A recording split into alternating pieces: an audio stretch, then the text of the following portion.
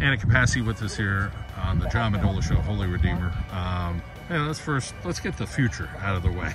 Okay. So let's talk about what's coming up for you in the fall.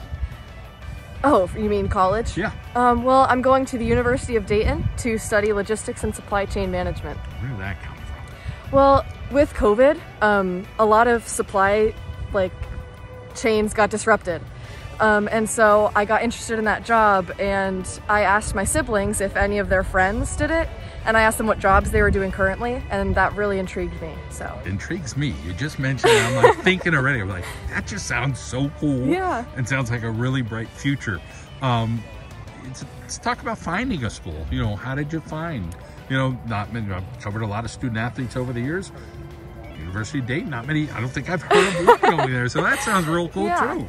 You know, I've never believed anybody when they said they just got that feeling. But as soon as I stepped onto that campus, when I went to go visit it, I got that feeling. And I've been to so many, and I have 4 older siblings, and I've gone on all of their college tours and visits, and I've never felt something like that. So that's great to hear. Let's talk about family support and obviously some student athletes in the family. And... Oh yes. Infinite amount of support.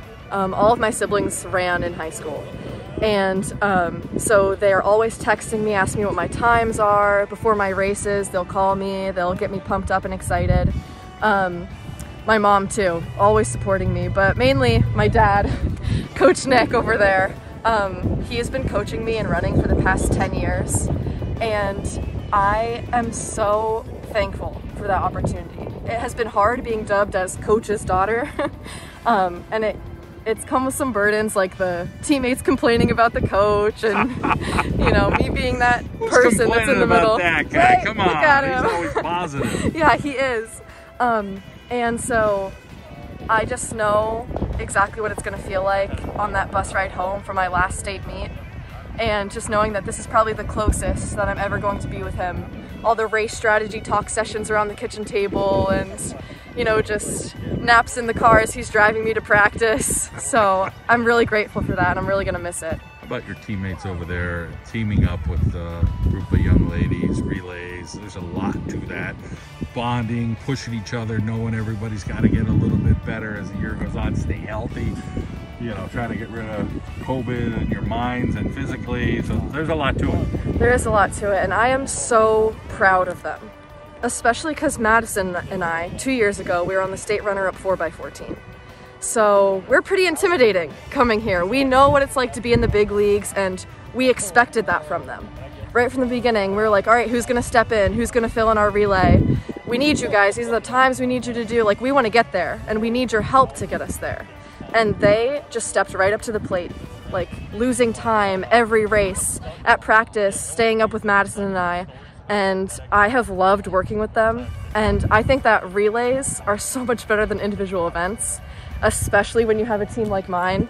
I don't know what I'd do without them. Take us through the girls on the relay and what each one brings, whether, you know, somebody's funny or somebody's improved 10 seconds, or, you know, somebody makes a good apple pie. I mean, there's all different type of stories. So many stories. Well, so our order changes from the 4x8 to the 4x4, but I'll go with our 4x8 order. So first we have Kane.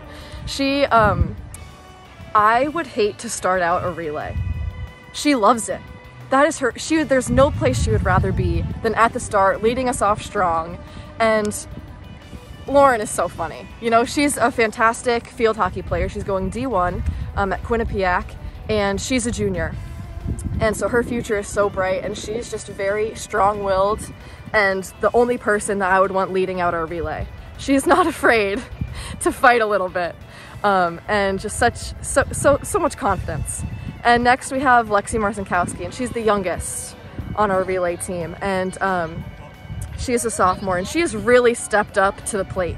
She came out this year training with distance, so mainly focusing on the 2 mile and mile. And for her to be able to do what she does in the 400 with training for a 2 mile is amazing. And so her leg speed, her like natural ability, and her work ethic, amazing.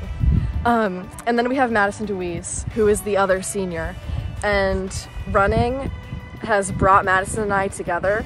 We were enemies before we started doing track together freshman year. And so then just through all the miles and all of the hard work, we became best friends, inseparable. And so that's another reason why I'm so grateful for running.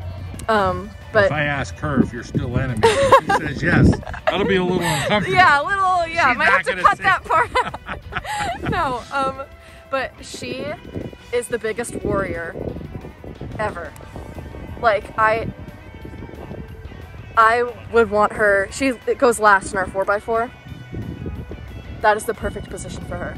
She's never going to give up, ever. And if she does, it's because she fainted trying. And that is all you could ask for in a teammate. Just really solid, like girls in my relay, and I love them. It's gonna be tougher to get a better explanation of you and your relay team that you just gave. That was awesome. Thank you. Appreciate your story. Great to hear about your family, the bond you have with your dad, Dayton down the road here, and of course Shippensburg University this weekend. Great to catch up with you. Thank you.